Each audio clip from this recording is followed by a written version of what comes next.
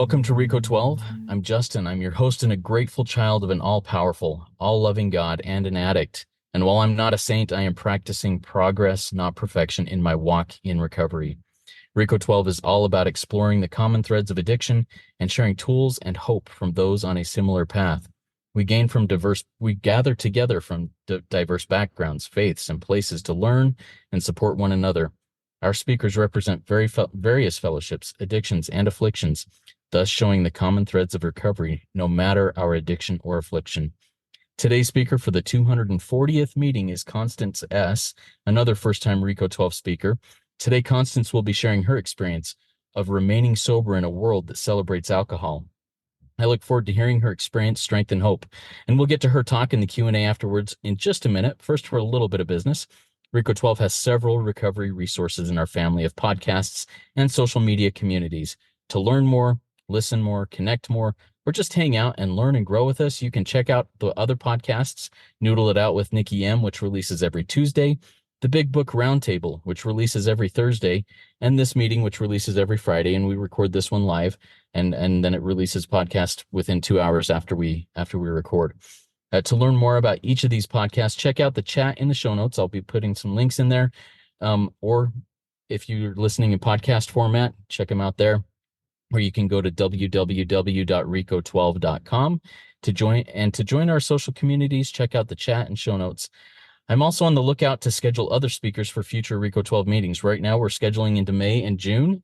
So if you are someone or know someone with a message to share, please reach out to me at Rico12pod. That's RECO12POD at gmail.com, and we will get that ball rolling.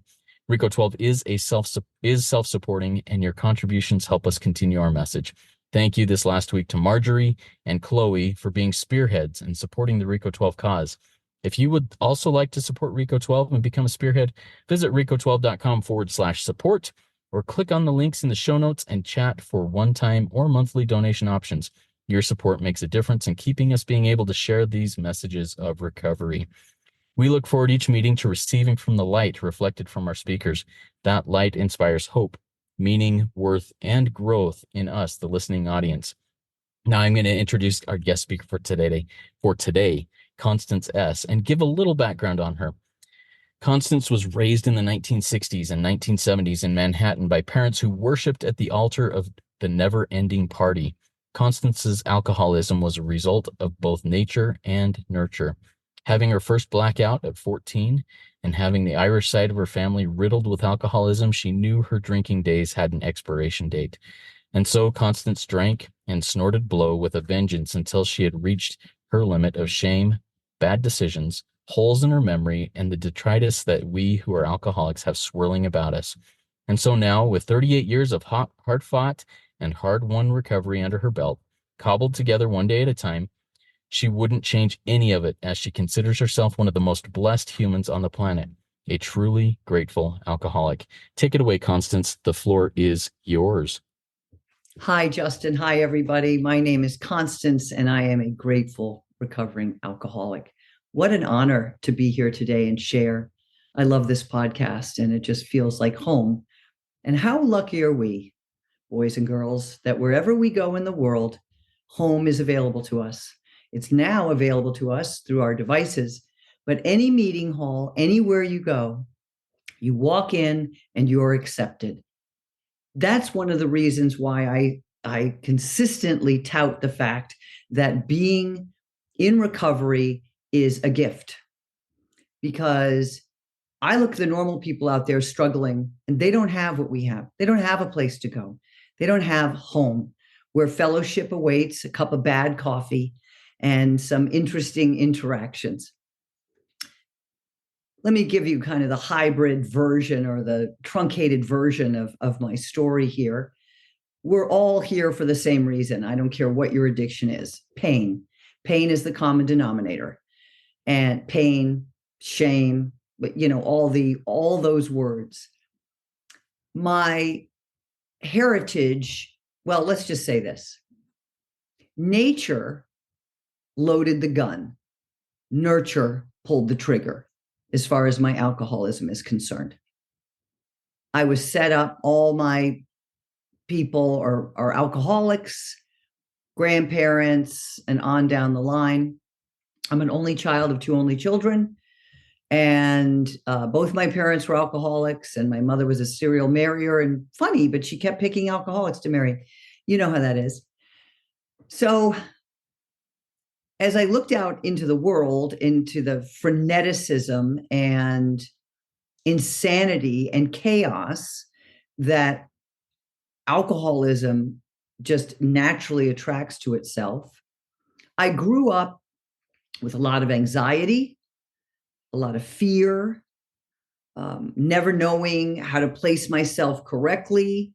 Everything I did was wrong. And so way before I started drinking, I had the mentality of, I need relief. I'm confused. I don't have anywhere to go to be heard, to be understood.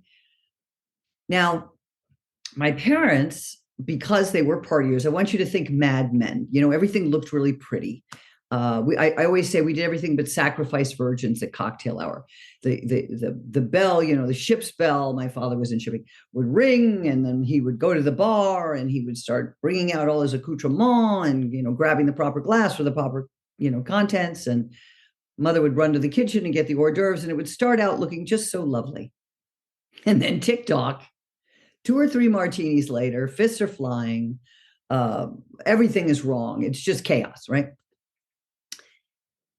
I realized at an early age that if I was going to be part of their world, I kept trying to get acceptance from them. See me, look at me. And because I was an only child, they kept just taking me everywhere. So I was in parties, I was in places I shouldn't have been in as a kid.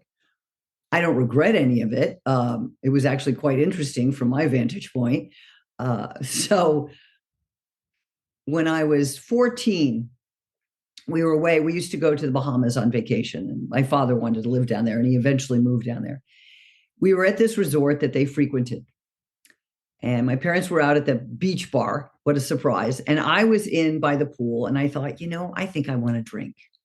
So I went up to the bartender, who was my buddy, Bursel, and I said, hey, Bursel. He said, oh, you want a Planter's Punch? You want a pink lemonade? And I said, no, I'm graduating today. Today, I want a Planter's Punch. Now, in the Caribbean at the time, you could just get your hand to the bar. You could drink, right? So he poured me the mightiest drink. It's Mount Gay rum, sort of fruit juices, Myers floater, and nutmeg. Even as an adult, drinking one of those will just floor you. I drank that right down in the hot sun. What an idiot. And then drank another one and sat there in the chaise longue thinking, how am I going to get up to go to the bathroom? I hadn't realized that with drinking came loss of using your limbs. The connection between your brain and your body basically goes away. So I figured out how to get to the restroom, made my way to the bar, told my mother I had just been drinking Planter's Punches. She was so excited. She turned around and announced to the bar that Constance just had her first shitter on. And everyone clapped. Yay! I was in the club. I was so excited to be in the club. It's all I wanted. Home life, hideous. Tried to do the suicide thing. That didn't work. Realized I had to get out. And the only answer I could figure was, since I couldn't seem to kill myself, was to go to boarding school. Parents couldn't wait to get me to boarding school. They couldn't sign the check fast enough. And that's when my alcoholism soared. Just think, Fort Lauderdale, Florida in the 70s. Basically, every night was beat the clock, twofers. We had all the major drugs coming through there from, the Caribbean and South America and Mexico. And it was just a free for all. And I learned how to talk my way out of things. I learned how to climb out of second-story windows. I learned because I was going to drink. Everything was about the party, but we called it a party. We are partying because that sounds nicer, right? I partied myself away. I barely graduated. I did have what we call, I'm in the Boston area, and we call when you get hung up, it's called the jackpot. So I had a jackpot, went to jail. I was in a car with a friend of mine, and it went out of control, and we ended up in a home, actually in the home.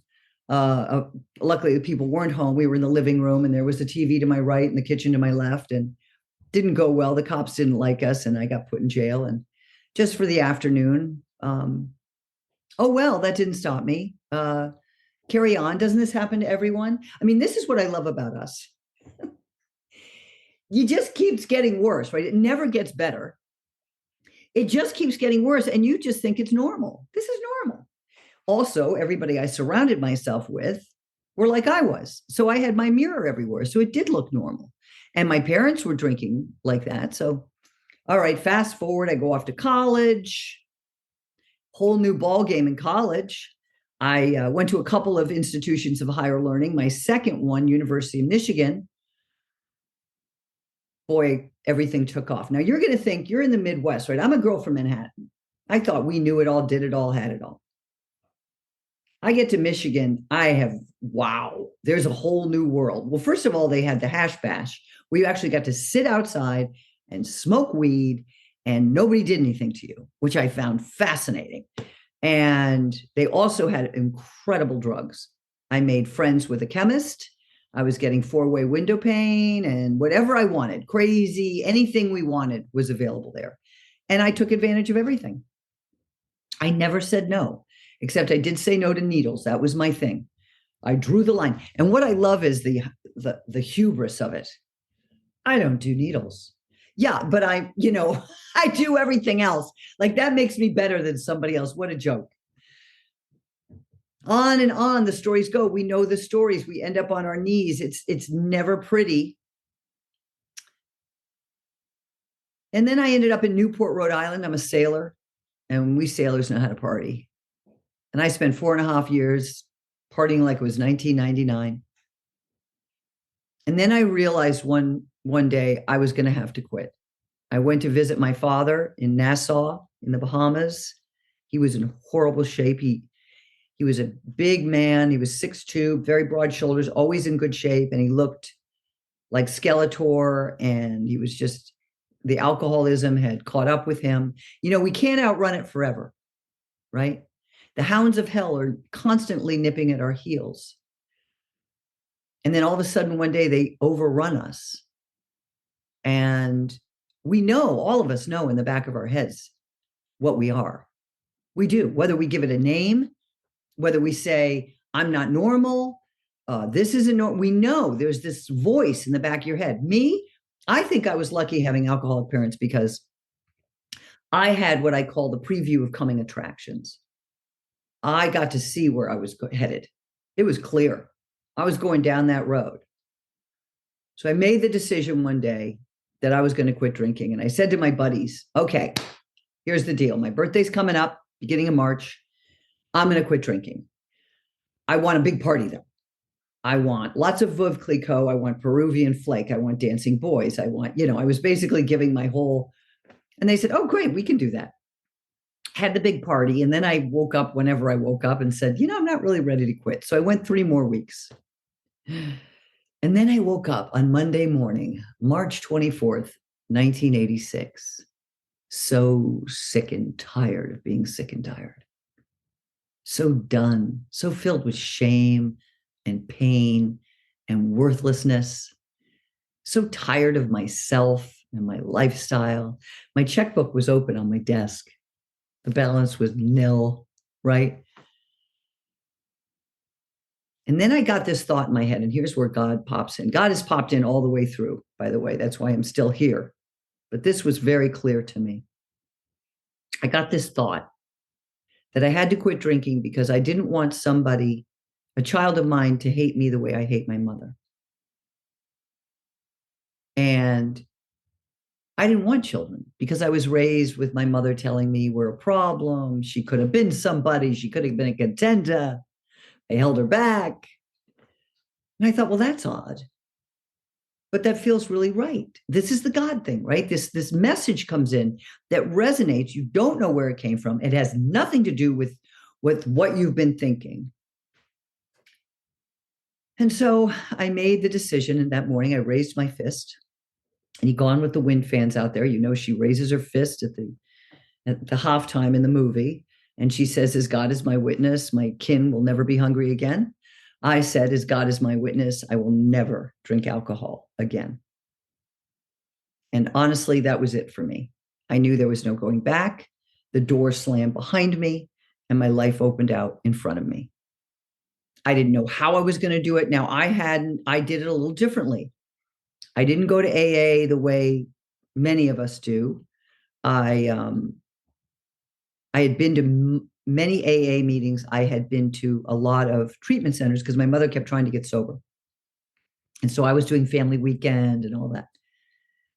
But her current husband, who was in the program, and she was in the program at that time, I loved my stepfather, Bill.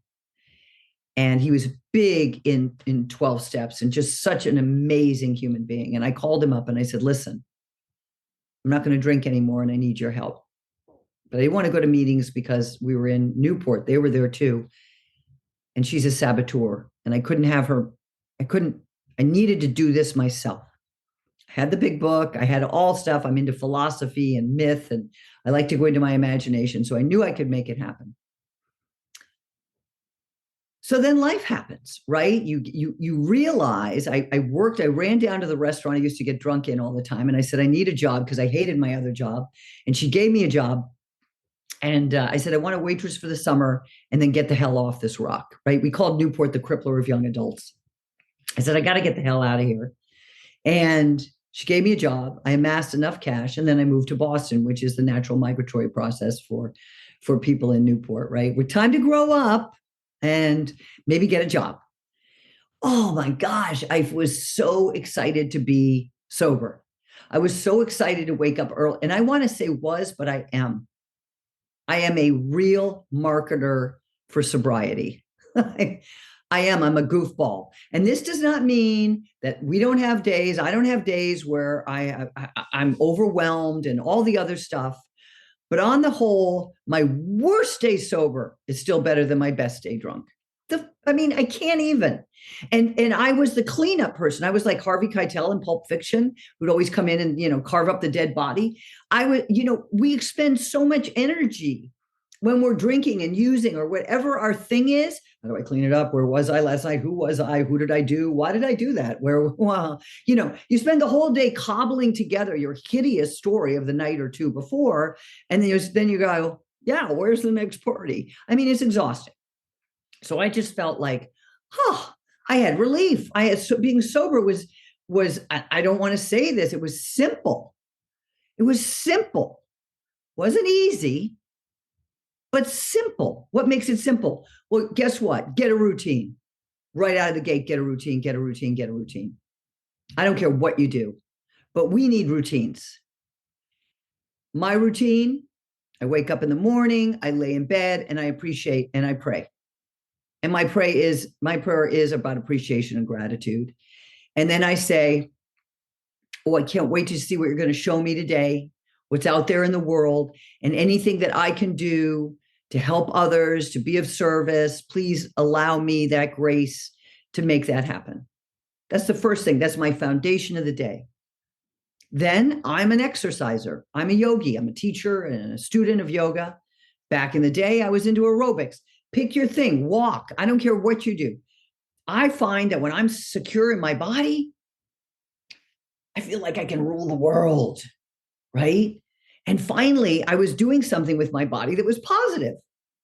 I wasn't filling her full of poison, and then wondering why I wasn't hip and happening. What else do I love about sobriety? How about follow through? Wow. What the hell? We didn't even know what that was. I follow through. How about integrity? Oh my gosh. You know what? We're all born with integrity. And yet we sacrifice that part of ourselves, which is literally, I believe, selling a part of your soul. Because that's who you are to you, your integrity. Who am I? Am I a woman of my word? I wasn't. I tell you anything you wanted to hear just to get away. Or, yeah, I'll do that. Where's that 8 ball? Or, everything had a tit for tat or a quid pro quo, right? I now am a woman of integrity. So all these things, my life started unfolding for me in ways I never could have imagined. And I found myself at the beginning of my sober career here in Boston, working as a temporary. We called ourselves temps at the time. And you went and you worked in an office and you typed and maybe you answered phones or whatever. People actually wanted to hire me. They actually thought I was doing a good job. I have a brain. If I only had a brain. Turns out I do. It turns out that I'm trustworthy. How about that? Wow. All these parts of me that were drowning beneath the booze were just waiting for me to take away the malaise of being drunk and being just planning my next drunk, and just came to the fore. Now, one thing I do want to say, I want to be really clear about this. Recovery, sobriety. Now, the two aren't the same. Sober is me not picking up a cocktail today. That's my sober. Good for you, girl. You're not drinking. That's the first part of our journey. We put that down. That's just the beginning. Now, I know this is a little scary. You're first starting, you're like, what? I'm not drinking. That's a big deal. It is a damn big deal. And it's a big deal every darn day. And that's something to remember. And that's a pat on your back. I don't care. I really herald that. The fact that we actually looked ourselves in the mirror and said, that's it, we're done. Now the work begins. And I don't mean the pejorative work, drudge, awful. I mean the work at discovering who you are. I mean the work at setting free the you that is filled with possibility and opportunity. I mean the work of learning to love yourself, of offloading all the character defects. Look, we're never going to get rid of them all. We're human. That's part of the game here. Just when you think you've gotten good at something, something else comes along, right? So I liken it to climbing a mountain. I'm not a mountain climber. But what do they say? But I have friends who are, or something. So you climb a mountain, you get to a certain spot, and you stop there because you have to acclimatize. Your body has to acclimatize to the altitude, and you look out into the world. So I believe that first stop is the day we put down the drink, and we're looking out, and the sun is shining, and the birds are chirping, and we don't want to kill them, and if life feels pretty darn good. And then you're going to be there, but then the work starts. What's that work? Well, that's uncovering my mental obsession, so I have a physical craving and a mentality that leads me to that physical craving. Now, I said at the beginning of my story, I'd set that up at a young age before I ever drank. With all the fear and the anxiety, I was reaching for things to quell these emotions, and I didn't know what to do with. I felt like Mount Vesuvius. I was just blowing all over the place, right? The work starts, and so does at the same time, I got to give us so much credit, because here you are over here working on yourself. Here you are no longer drinking. Now, a lot of friends go the way of the buffalo. That's nice. Goodbye. They just do it on their own. Thank you. Then there are some that are kind of hanging in there. And then you need to pick some new friends, right? From your new vantage point. You're not that same person anymore. And in the midst of it all, you're living in a world that celebrates drinking. Drinking, the national pastime is to drink while watching the national pastime. It's insane how much people drink. And I was with a friend of mine the other night who came in. I used to live in California, one of my California girls. And she said, I remember going out with you and people looking askance at you or making commentary. What do you mean you're not drinking? This happens to us, and it's not easy to handle. Depends on how we're feeling in a particular day. Some days you go out there and you're bulletproof, right? You're like, whatever. No, I'm not drinking today. And you just look at them, like shrivel and die, please. Go away. Or, what do you say? How do you learn to deflect? How do you learn to live in this world and not fall, what we used to call fall off the wagon, or basically relapse, right? So I'm going to fast forward because I got about 5 more minutes. So here we go. I've lived in a lot of places. I just came back to the Boston area about a year and a half ago. I was overwhelmed. I'd been living in Mexico for 5 years. I really dug it on the beach. Woo! Life was free and easy. By the way, the AA meetings in Tijuana are outstanding. Got here and I was filled with a lot of stuff that I thought I'd cleaned up. So, every step up that mountain, a new you is there and new circumstances come in and you got to clean it up. So I started really hitting AA hard. And I went to I flitted around. I was the hummingbird of AA meetings. If it was in a 20-mile radius, count me in. And the thing that happened to me was I noticed that everybody was talking about people dying. Like every wakes and funerals were every week. Because back in my day, you went out again, chances are you'd live, right? You might show up again, or you might still drink for the next 20 years. But now with fentanyl, our world is under siege and no one cares, right? Whatever. They're a mess. Look at him. He lives on the street. Who cares about him? And it came to me, I think I have something to offer our community. And that's when I decided to write a book, A Sober Companion, Sober Life Skills, to teach people, because I have had every empirical experience that money can buy and not buy over being sober. So what happens when you go to your first office party? What happens when you're going out on a first date? How do you prepare? Basically, if you took the sober out of it, it's just life skills. Because we have to prepare more than other people. We have to have snacks. We have to have our drink. We have to know how we're getting home. We have to prep. And so that's what led me to writing this book, which is, I'm still writing it. I'm almost 75% done. And then I decided to reach out to Justin. I just love this podcast. And I said, I want to continue giving this. I'm loving the service feeling, right?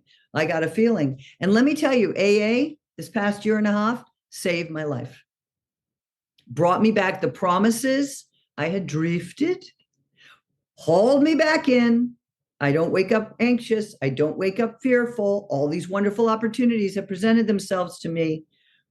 And I'm flowing and blowing with and that's 38 years. So you'd think, wow, she should have it together. Well, guess what? It's not a PhD. Okay. I am in recovery. I have not recovered. Completely different. And we have to work on ourselves every darn day. And that's the joy of it. That's what makes us, dare I say it, cooler than a lot of the people out there. Because they're still in their wah-wah. They don't even know how crazy they are. At least we know, and we admit it to each other. And we have a place to go where we can say, hi, I just did something today that is just, I got to get it off my chest. And nobody looks at you like you're crazy, because we're all sitting there going, yeah, I know what it's like. So I just want to say to everybody out there, good for you. Keep up the good work. It just gets better and better and better. Life has so much to offer when you're what I call on the bright. That's what my stepdad used to call it. And I appreciate everybody here today listening. And I hope that whatever I have shared might have given someone something, a little something in your day. Thank you so much. Constance, grateful, recovering alcoholic. Oh, thank you so much, Constance. Beautiful, beautiful message. And you shared several things. I've got a whole page of notes here for questions, but I want to remind our live audience, if you have a question for Constance, please type it in the chat. If you'd like to remain anonymous, at the top of what you type, say anonymous, please. Otherwise, I'll read your first name when I ask your question. But type it in the chat. We'll get to those as we get along here. But Constance, I want to start off with basically what you closed up with. You talked about a rediscovery of things that you thought you had cleaned up. This week, I had that exact same situation where I thought this was something that I had cleaned up and I didn't ever have to worry about it. I'm not 38 years in the room. I'm about 10 years in the rooms. And all of a sudden, this blind spot was opened up to me in a way that just rocked my world. Mm-hmm. I'm grateful for the tools of recovery that made it so that I could go into a room and say, like what you said, hey, I just did something really stupid. and here's what I'm learning from it. So talk to me a little bit about that process of recognizing the stupid things that come back that you think, hey, I got this taken care of. And they just come back as soon as, well, my experience was as soon as I turned my gaze just a little bit this way, that blind spot became really huge. So talk to us a little bit about your experience with that. Well, I think there's something, a complacency sometimes that might happen. I've got this, you know, I got it all worked out. Look at me. I'm all that in a bag of chips, and I have a tendency to go there. You can tell I'm kind of woo, I'm kind of like that. And what do they say? You read your own press clippings. And I was complacent, and I did what I didn't take into consideration. My daughter had decided she wanted to come to college in Boston. She's like, and I lived here, as I said at the beginning of my sobriety, for 10 years. And I said, oh gosh, okay, I'm not really one to go back. I just keep moving forward into different and new experiences. And I got back here, and there's so much I love about it here, but I swear to God, the Ghost of Christmas Past was on every corner for me. I got married here. I like all these things, good things and not so good things.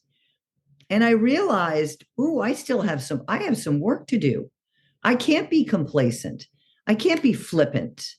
I can't not pray. I can't not meditate. I can't not really look at myself and take my own inventory here and say, that was bad behavior. And I started falling into these traps of doing things. One thing was I was getting road rage.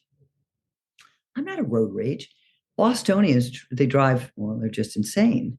And in Mexico, I couldn't get road rage because you don't know who you're getting angry at. And, they've got groups down there that don't take kindly to it. And everybody's associated with one of them. So I kind of kept that tamped down. And then I come here and I'm, this horrible side of me is revealing itself to me. Well, that's, what is that? That's the symptom. What's underneath that? What haven't I dealt with? So I had to start from quote unquote scratch, but not really, because we have the tools, like you said. We have what I call my quiver. My quiver, I pull out, I've got this, I've got this. So I just went into my quiver. I need to do this. I need to do this work. I need to work on this. I called people. I asked for help. It's hard for some of us. It's hard for me. I joined a women's group. Never had a women's group before. I was like, I drank with men. Why wouldn't I get sober with them? Wow. Stupid things like that. What? I say these things and I think they sound, that's how I did it. Well, who are you now? Well, it turns out I needed those women. I needed those women more than I ever could have thought I needed those women. They helped me. They helped me to get back on the bright here and on the straight. And so I think it can be complacency. It can be something we missed. It can be circumstances come up and then it bubbles to the surface. But we have the tools now to know how to say, help, I need help. So I love how you walked through that, Constance. One of the things that's really opened my eyes in the last little bit is I need to be willing to do something more. And you talked about, I joined a women's group. I made outreach calls, which that's not a strength of mine. What kinds of insights have you gained as you started doing things that you previously thought weren't necessary, but you found as you've progressed along? I'm going to use this phrase that a speaker used a couple months ago: new level, new devil, new sod, new God. As you progress along, there's different things that come along. How have implementing those new things that you weren't willing to do helped you at this time? Oh my gosh. Well, they've opened up a whole new, so I'm on the new plateau, right? I keep going up the mountain. I have made incredible friendships. I have found parts of myself that are more compassionate and loving. I'm a very loving person, but I have a tendency to be a hard ass. And that was to protect me, right? That's my protection mechanism, like a turtle. Well, I'm not a turtle, okay? And I'm not a hard ass. I mean, I'm actually gushy and mooey, all that. And I don't want anybody to know. And that's why I didn't want those women around. Women know, we pick up on each other's vibe. I'm like, get away from me. So it's opened up vistas to me of, and what's the best, what highlight of AA for me? Fellowship, fellowship, fellowship, bad coffee, great people. Um, it's filled my heart. I feel happy. I feel satisfied. I feel like I'm no longer, I was living here at first. I was like the stranger in the strange world when I first moved back here. And now I have a sense of belonging. I could cry. I mean, that's huge from someone who's always had her kind of face pressed against the glass, thinking, I don't fit in. I'm not like everybody else, right? Yeah, just Beautiful. I love that. And that imagery of fitting in and being part of it. That's a beautiful thing. Thank you for sharing that. We have an anonymous question, or not a question from an anonymous attendee. This person says, the big book says we can and do recover. Many times it says recovered. So why do you feel that you haven't recovered, that you are in recovery? Talk to us, Constance, a little bit about your experience, strength, and hope on that. because it keeps me honest, man. I I don't want to swear, but there's this thing where you tell yourself what you want to hear. I do not. Anybody wants to feel recovered, rock on. Okay. I used to. Now here's the interesting thing, how things change as we go through life. I never had a problem admitting that I was an alcoholic. I knew I was an alcoholic probably before anybody. I knew it when I had my first blackout. I was like, oh, oopsie, got that gene. Okay. But going to an AA meeting and saying it out loud, ooh, I just really didn't like that. And I didn't like the fact that I was never going to be recovered. I fought that. And then somewhere along the line, I said, wait a minute, what am I fighting? First of all, for me, and this is me, this is not anybody else, I need to keep my feet to the fire. I'm a crazy gal. I'm a nutty nut. My head can go, things can, yeah, I'm having arguments with people I haven't even met yet. Okay. And the only way I know how to handle that is to be completely honest, brutal honest with myself. Constance, you know where you're going, honey, if you continue down this path. I got rid of the road rage. Okay. That's not recovered. She's just put somewhere for a while. I'm Irish. We're crazy, right? I always say it's like unleash the Kraken. I got the Kraken down. She's in the cave. She's good. So that's for me. And I don't look at anybody else and have any judgment. You do you for what feels good to you. But I need to I need that kind of rigorous honesty for myself. And that's why I say I have not recovered. Yeah, thank you for walking through that. I love that perspective that you shared there. Thanks, Constance. Another question that I have that just I, I love how you brought this up, and it was towards the beginning-ish of your talk. You said, I don't do needles. Like, hey, I'm better than you. I don't do needles. You know, Right. maybe if I'm a food addict, I don't do fast food, but look out everything else. I don't see prostitutes, but look out everything else. I don't drink vodka, but look at everything else. I don't steal cars. Talk to us a little bit about that blindness and insanity of thinking I'm better than if I don't do that, but I'm still a mess everywhere else. Oh my gosh. Well, I think it was the times too. So back in the day, right, when I was growing up in all of this, it was always considered, well, alcohol was always okay. That was never a bad thing. Everybody drank, whatever. Um, Weed was just kind of coming in. Bands, people in bands smoked pot. There was always a group that did certain things, right? And heroin was for the ones that were like down and out, and there was kind of no hope for these people. Now, also remember that back in the day, NA and AA, there was a wall between the two. Very rarely would you go to an AA meeting and have someone who had a drug problem in there. Now, let's all laugh. Can we have a group laugh? Alcohol is a drug. Okay. But you see how that mentality for me was mirrored in my community. We don't talk about drugs here.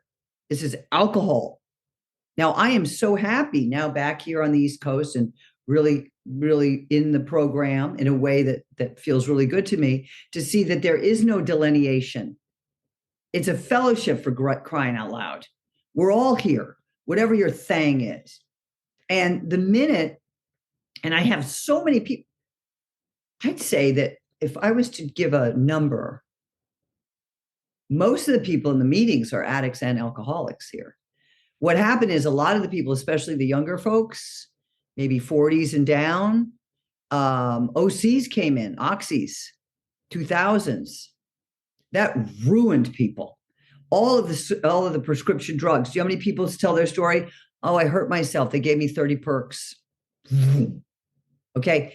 So you've got prescription drugs have made that. Now what happens with OCs and heroin? Well, OCs and heroin, they're giving you the same result and it's cheaper to buy heroin. So boom, there you are, putting the needle in your arm. So I think it was more a cultural thing at the time. And I'm happy to say, and it was just ridiculous. When I got sober, that wasn't in my head. I wasn't thinking that you were less than me. I mean, I grew up in Manhattan with what we called them back in the day, bums. Those are the alcoholics lying on the park bench. Nobody's better than anybody else. We all go down the same hideous path. But I think that's what it stemmed from originally. Yeah. Just such a, so you have a way of putting things that I think really animate things in my mind. So thank you for that, Constance. I appreciate the way you went through that. So next question also comes in from an anonymous attendee, but I've reposted in the chat so you could see it, Constance. It's a little bit long, so you can refer to it. I'm going to read it. And then if you need to refer back to it, you can. Okay. Thank you so much for an amazing share. I'm 5 years sober and have done all 12 steps 3 times. My life has opened up beyond my wildest dreams, but I'm still crippled by fear and shame. Doing step 10s reinforces feelings of not being good enough. My prayers and meditation don't seem to fill me with peace anymore, and asking for help often leads to devastating rejection by women in the rooms that I admire. Do you have any experience, strength, and hope on how to overcome the fear and shame? And more importantly, how to stop allowing experiences of rejection from etching deeper grooves of shame within my soul? Well, girl, I was you. I'm gonna cry. Very recently. And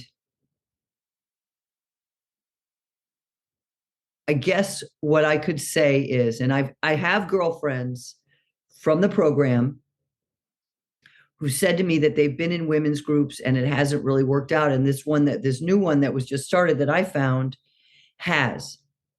I would say to you, keep reaching out, keep exploring, right? Go to new meetings.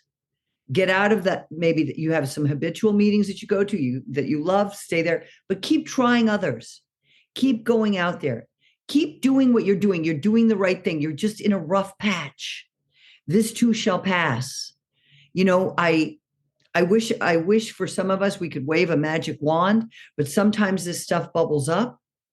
And it sounds to me like you're doing, oh my gosh, you're doing all the right things, right? I would be kind to myself. Go take yourself to a movie, get a pedicure, take a nap. Sleep is important. And just keep reaching out and asking for help. The rejection thing,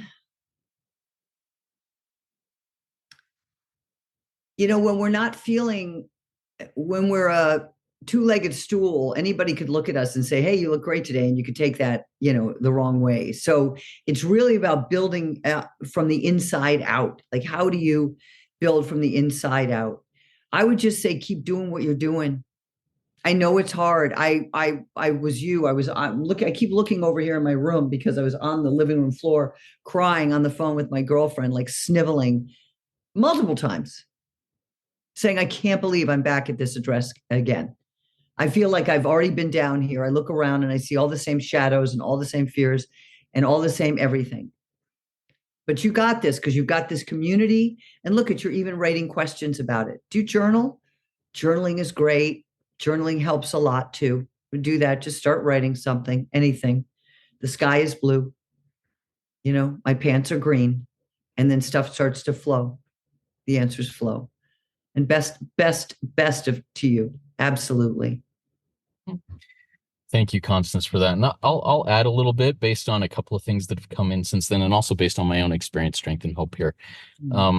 To contribute to this, I don't want to crosstalk or give advice or whatever, but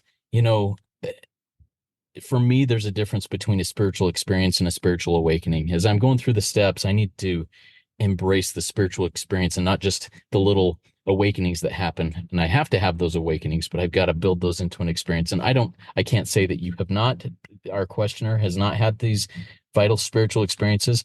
And another thing that I find absolutely crucial is giving back to others in these, because oftentimes when all else, well, it's a line from the big book, when all other measures failed, work with another alcoholic saved the day. Talk to us a little bit about your work with other alcoholics, Constance. Well, anything that we can do. I recently, I'm doing everything. I'm doing the program backwards. Okay. So most people come in the program. I'm like going out in the program. That's like, I just joined my first home group. I never wanted a home group. I never wanted to be, I have a thing about my freedom. Again, issues. I have these issues. And I never wanted to kind of be tied to one thing. Oh my gosh, the joy I'm having in the home group. Basically, they had to twist my arm. My buddies were like, come on, you gotta. I was like, and then they had the business meeting and they just shoved the book at me and said, sign your name. I'm like, okay, you're right. Why am I resisting? I love these people. Okay. I don't feel that I am qualified to take people through the steps. That's me. I don't feel that I am in a place where I can do that. But what I can do, and I do, is I teach meditation. I teach journaling. I teach all of these things. I have retreats with my AA friends where we do stuff like this. We do yoga. We move our bodies. And then any service that I can do in my home group, from making coffee to passing doing the chips, anything. And you know what I hear a lot of people say, and I think it's true. Being uncomfortable, doing something that makes you uncomfortable is actually good. Now, I never would have heralded that. Only, I don't know, a couple of years ago, I would have said that, well, that's dumb. Why would you want to put yourself in a situation where it's uncomfortable? Because you're going to uncover your own, I don't want to say ridiculousness, your own resistance. And you're going to realize the resistance is just something that was got in your way. So raise your hand at the meeting when you don't feel like it. They ask you to speak, get up there and speak. Be the speaker tonight. Maybe offer yourself to be the speaker. Get out of your own comfort zone. Blast through it and come out the other side. It's enlightening. Constance, you're going to hate me right now because I'm going to turn this on you a little bit. You need to be sponsoring people. Your light, your experience, strength, and hope is something that an individual will gain from massively. Don't sell yourself short. So raise your hand. Do something that's uncomfortable. Oh, yes. Oh, my gosh. Bingo, Justin. So are you going to hang up on me now and say, get out of my life, Justin? No, you just bought it. No, I love it oh, no, cold cock me. It makes my day. Okay. And I was listening to one of your podcasts this morning, walking the dog, and the guy was talking about like he was sponsored and then sponsoring. Okay. I'm going to open up to that. Awesome. Thank you. You're welcome. And I stepped up on my soapbox there a little bit. I'm glad you did. Yeah. Well, thank you I'm glad that prompting that came in was not just from me, but from a source higher than me. Yeah. All right. So I've got a couple more questions here, and we'll be wrapping up here in a couple minutes. But if anybody in the live audience has any more questions, please type them in. We'll get there. You mentioned that at your rock bottom, where you right as you rate, well, the 3 weeks, well, it was right when you raised your fist and said, I will not have another drink, as God is my witness. You said God came in, God popped in at that time, and he was popping in throughout your life in active addiction. And I'm assuming that it was probably at the darkest spots and the lowest spots where you, looking back, can see that God popped in. Talk to us a little bit about those experiences that you feel that, hey, God is aware, God, whatever, however that looks to you, how God popped in those moments. Well, I've always had a good relationship with God. I was raised a Catholic girl. I went to Marymount School for Girls in Manhattan. I just always I felt like God was my homie. As an only child, I had a dog, two cats, and God. That's who I chatted with. And as a good friend, I yelled at him a lot and I thanked him a lot. I'm very much into gratitude. I'll take you back to one night in particular where when I was 19, I had a nervous breakdown. I had a bleeding ulcer, and my right side of my body went numb, and bad scene. I ran away from home because I just couldn't take the abuse anymore, and went and stayed with a friend of mine and fell apart. And I was done. I was done being on the planet. I was like, I can't. So I went out and I had a contretemps with God. I looked up at the sky and I said, I am so done with you. You screwed up giving me to these people. And now here I am. I cannot go another day. I'm going to give you a warning. You better figure something out, or I'm going to be sitting up there next to you before you know it, hounding you into eternity. Over and out. And I stomped back in. And seriously, this is kind of how I did it, crying, but Next morning, my girlfriend comes in, has no idea any of this is going on, and says, hey, want to get out of here? We were in Florida. Let's go to Michigan. My grandmother has a house with a basement apartment. We could live there for free. You could go back to school. I'll get my master's. What do you say? I said, that when we want to leave? She said, tonight. We'll throw our stuff in the car and get the hell out of here. She shut the door and I said out loud, wow, that was fast. Thanks. I guess you don't want me up there, right? This is the thing. And this keeps happening to me, where I feel like there's no way out, and some person says something, or somebody comes in and everything shifts for me. It just happened to me after these months. God had to be in my life to take me to these meetings where I started feeling secure enough to share, where I started feeling open and available, and I could actually make friends. I'm a little, like this, and I've been that way my whole life. And now I realize I don't have to be that way anymore. So that's one of my big God moments for sure. Thank you, Constance. I appreciate that. We have another anonymous question from an anonymous attendee that just came in. What happens when you've worked the steps a few times and you're still not getting it, or it doesn't make any sense? Am I broken? That's this person's question there. What are your thoughts on that, Constance? No, you're not broken. Absolutely not. Look, sometimes some of us have to go back to the well a lot. Maybe what I would say, and I'm so loath to give advice. I have to say this. I'm very reticent.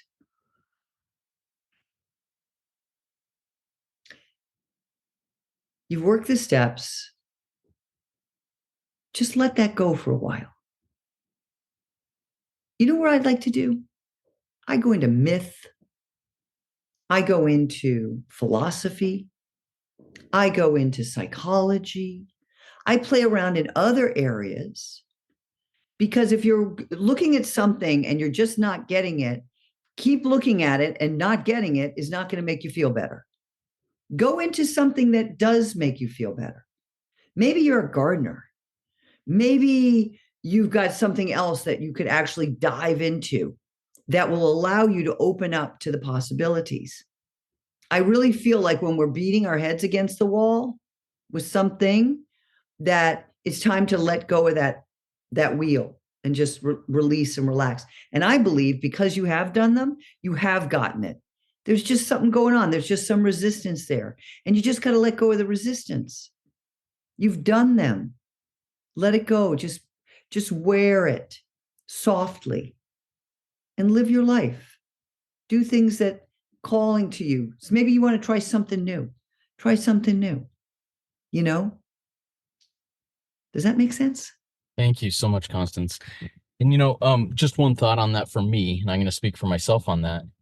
Um, when I started feeling the healing, the wholeness, the recovery was when I finally said, I'm broken and I can't fix myself. Oh, Whatever higher power there is up there, you're gonna have to fix me. I'm a shattered vase here, and I need that Japanese art of, I can't remember what it's called, but it's put together yes. with gold. That's what I need because I am shattered. I can't do this. And giving myself up to that. Now, I'm not saying to our attendee here, you're broken, you're hopeless. I'm saying that's my experience with that. So, yeah. All right. I think that's a great advice, because I love heaving everything at God. Here you go. Yeah. Here are my problems. Do something. Now I'm going to go walk the dog. Yeah. Yeah. Now I'm going to go walk the dog. Love it. I love that. Constance, do you have any final words of wisdom for us before we start closing up here? Hmm. I just want to say, love yourselves if you can. Just like yourself today. If you can't love yourself, give yourself a break. Be kind to yourself. I know that we were really selfish when we were whatever addiction we were in, but there's a selfish that's a kindness. And I also think just being, what do we say, accepting where you are right now, acceptance, right? Just, okay, I'm here, look at me, I'm doing it, I'm doing the best thing, I'm doing the best that I can, and good for me. Yeah, that's what I would say today. Excellent. Thank you so much, Constance. Um, thank you for being here, and thank you for a fantastic Rico 12 weekly speaker meeting. If you in the audience, if you had a question that we couldn't get to, or you have more that you'd like to look into, please consider joining our WhatsApp community.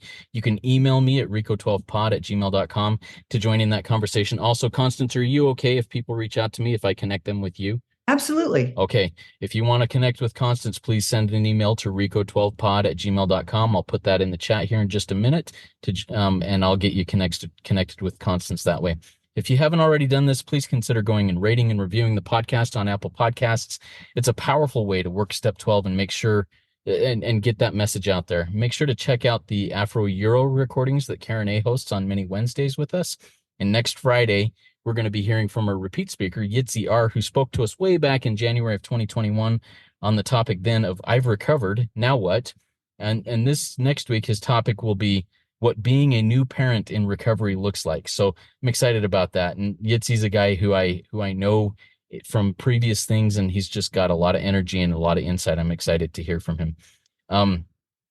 So stay tuned on the WhatsApp community and on our email list for more information on that and other things Rico 12 is doing. And if you aren't on the email list or community, send me an email, rico12pod@gmail.com. I'll get you on that so you can do that. Now let's launch off into the rest of our day with a poem, Invictus by William Ernest Henley, that Constance will read for us. You got that, Constance, ready to Oh, go? yeah, it's in my head. Oh, awesome. Oh, yeah, Yes. I love reciting poetry. Okay, hang on, let me get it. Let me get it straight. Here we go. Out of the night that covers me, black as the pit from pole to pole, I thank whatever gods may be for my unconquerable soul. In the fell clutch of circumstance, I have not winced nor cried aloud. Under the bludgeonings of chance, my head is bloodied, but unbowed. Beyond this place of wrath and tears looms but the horror of the shade, and yet the menace of the years finds and shall find me unafraid. It matters not how straight the gate, how charged with punishments the scroll. I am the master of my fate. I am the captain of my soul. Beautiful. Thank you so much, Constance. And Thank you for your share. Everybody, keep coming back. And when you come all the way in, sit all the way down. Work this program. It works when I work it. Work it. You are worth it. There was a man put his hand by the side of his mouth, and he wanted to scream, but the sound never came out.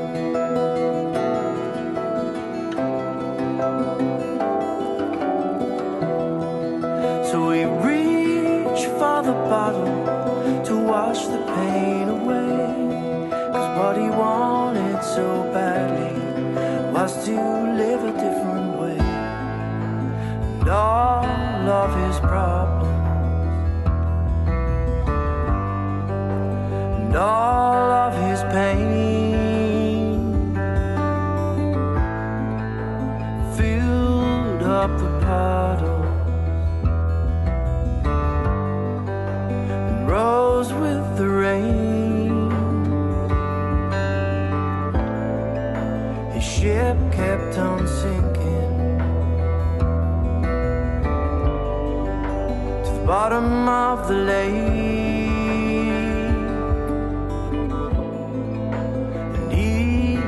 For certain that he was just a fake, just a fake. Was a man put his hand by the side of his mouth,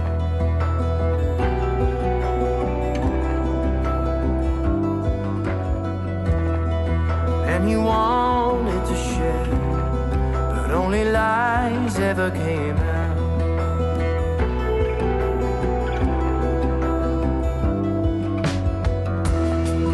So he reached for the needle to numb the pain inside,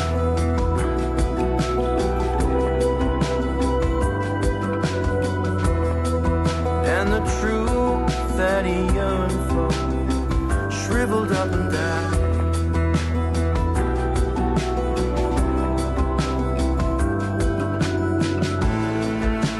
And all of his problems,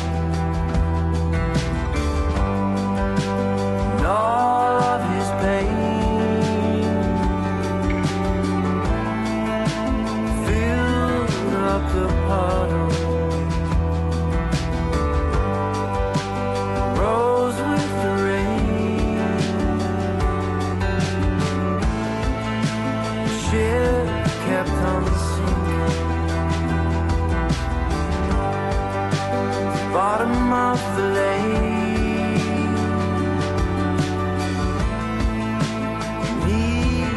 For certain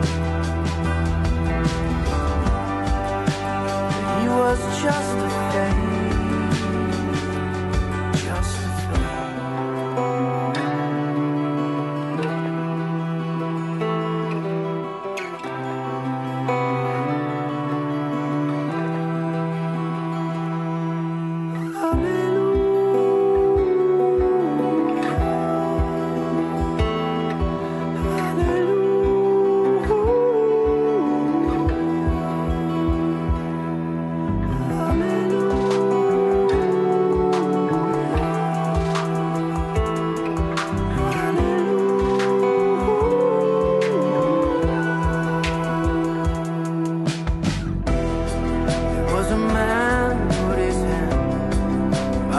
side of his mouth as he read from the book, only truth spilled out.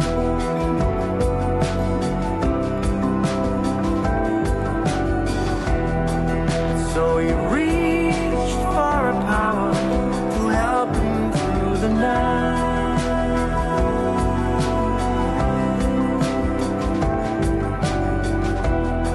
'Cause what lives